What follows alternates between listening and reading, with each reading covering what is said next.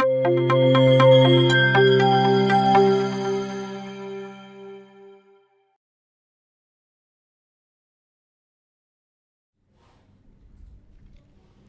Trojans. Happy Pride Week, DSM. This Friday, June 2nd, dress up in your favorite rainbow colors to show your support to the 2S LGBTQ community. Dress in the colors of the Pride flag, rainbow, or create an entire rainbow with all your friends. Let's show our pride, DSM. Starting on Wednesday at lunch, Pride buttons will be on sale outside the drama room. There are flag buttons, pronoun buttons, animal designs, and many more. Each button costs $1, or you can get a custom design for $3. All custom designs must be school appropriate. All funds raised are donated to a reorganization in the city. Attention all band students. Please come to the band room at lunch today or tomorrow to get your uniforms for the band concert on June 6th. You must get them during lunch, not on Tuesday evening. Miss Griffith will be too busy to get you a uniform if you didn't get one on Tuesday night. The band room will also be open at lunch today if you need to practice your music. The last band concert of the year is next Tuesday, June 6th at 7 p.m. Come out and show your support.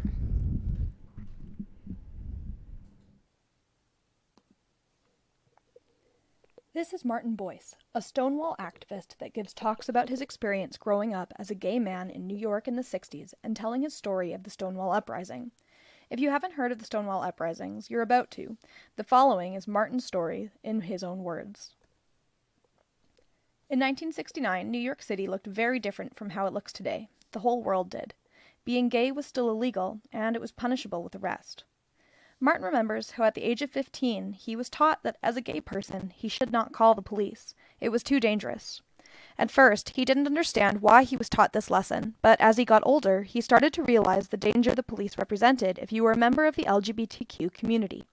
Because being gay was illegal, it was very common for police to beat, wrongfully arrest, and abuse members of the gay community. It was a very dangerous time to be queer.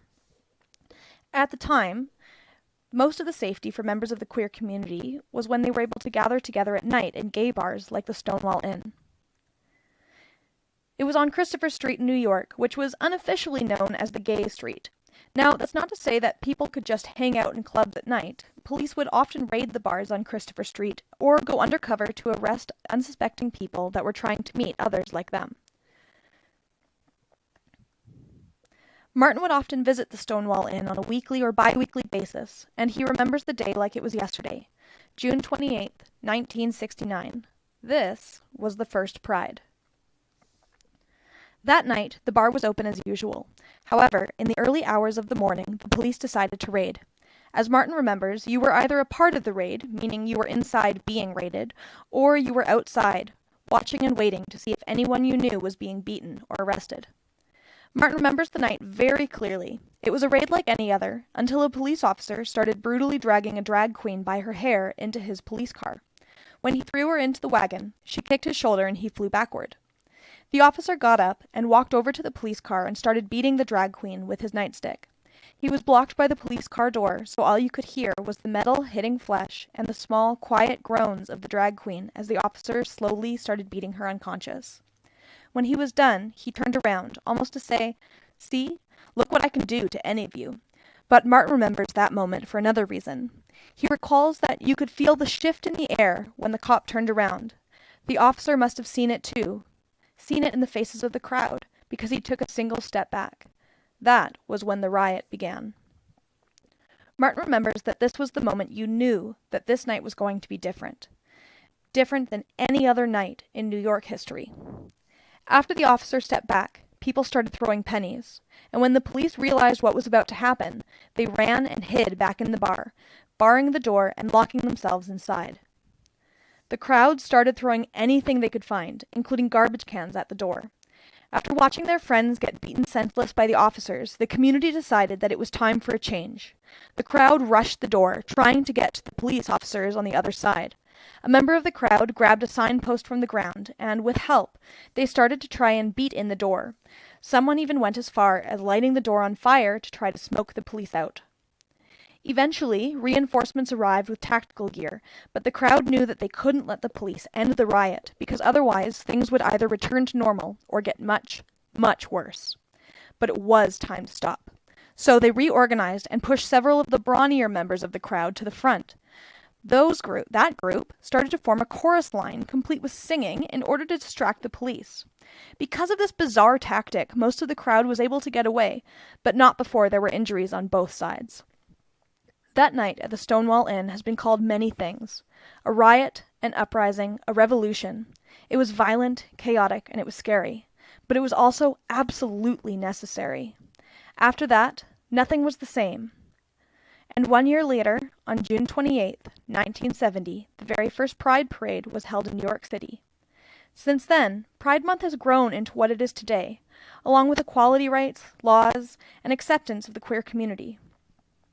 We still have a long way to go, but the 2S LGBTQ community owes its evolution to Martin and the other protesters that stood up and fought back that night in 1969.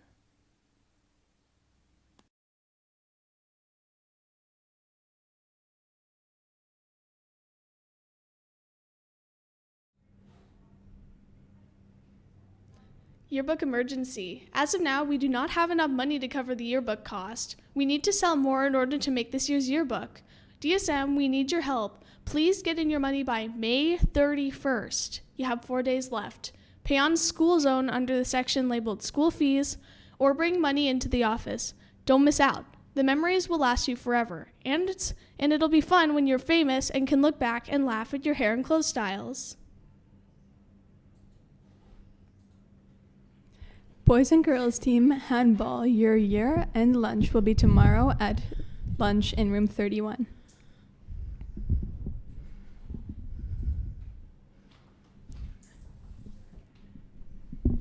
Attention all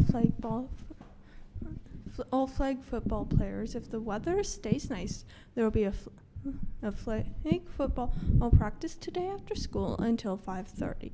An announcement will be made at the end of Block 5 to inform athletes about whether or not practice is canceled. Be sure to listen carefully then. Also, we'll be taking our team pictures now at lunch in the gym, so be sure to bring your uniforms tomorrow. Slow pitch team, you have your last game today at Avalon from 4 to 5:30. Please head there right after school and be ready to go at 3:30. We also have a team picture today at the start of lunch in the gym. Grab your jersey and head straight there after announcements. Congratulations to all of our track and field athletes who competed in zones last Friday. Thank you, DSM, for representing our school and yourselves with pride and phenomenal sportsmanship. It was a sunny day with a great competition. All of our athletes competed well and many advancing into city finals. Please check the bulletin boards outside of the gym at lunch to confirm and congratulate those who have advanced. Spring training for the DSM cheer team starts tomorrow, 3:45 to 5:45 in the gym. See you there.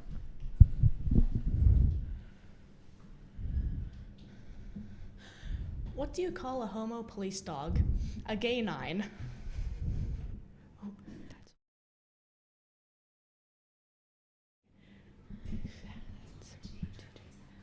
That's all for